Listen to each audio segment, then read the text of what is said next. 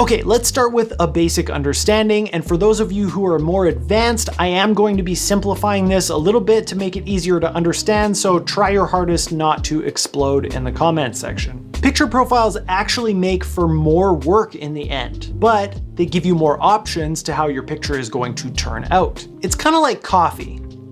Hear me out. Not using a picture profile is like grabbing a cheap, giant batch brewed drip coffee from a corner store. It's definitely still coffee and it gets the job done, but you don't have any control over the flavor of it or how they made it. Sometimes that's just all you need and the convenience is what you were looking for. Using a picture profile is more like being able to choose your beans, your roast, your method of brewing, the brewing temperature, and allowing you to bring out all the flavors that you want in the coffee that you can't control when you grab a random cup of joe. This is obviously a lot more work because you have to make all those decisions, you have to go through the process of making it yourself, but in the end, you can get exactly the cup of coffee that you had wanted. I guess that would make hiring someone to do the color grade like going to a really fancy coffee shop where they have more options. Now I just want more coffee. Anyway, the bottom line here is that with a picture profile, what you're really doing is trying to get more control and preserve the little details that you might want later when it comes to your color grade. If you were to look at a clip with no picture profile versus a log profile,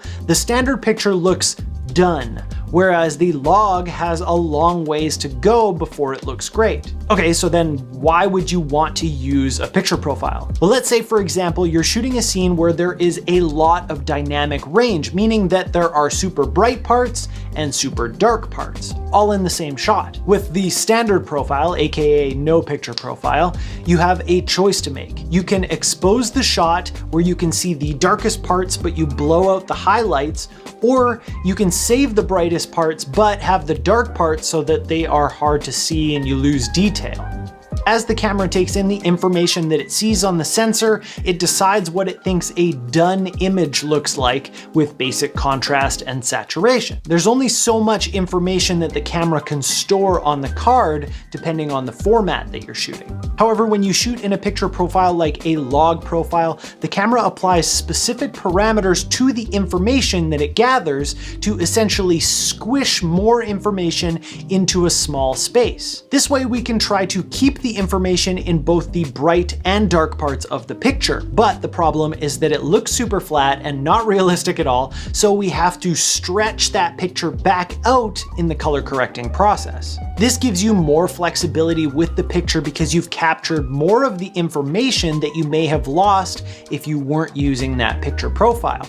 But it doesn't make for a quick turnaround because the picture is very unfinished. Okay, so when should you use a picture profile? Well, this can depend on a couple of things. How much dynamic range is in your scene?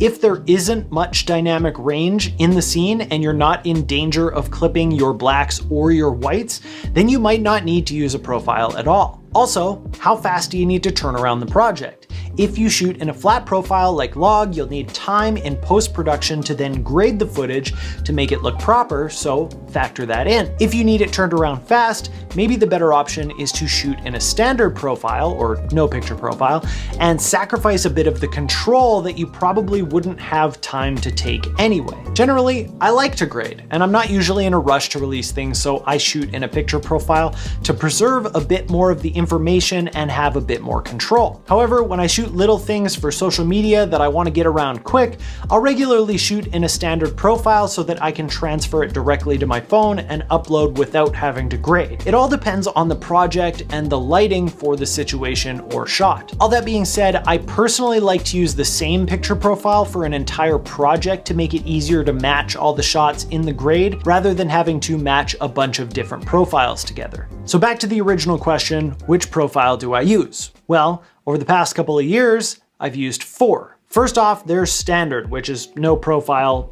Like I said, I use that for when I need a quick turnaround and the convenience is more important than the quality. Second, for a while I shot with Cine 2.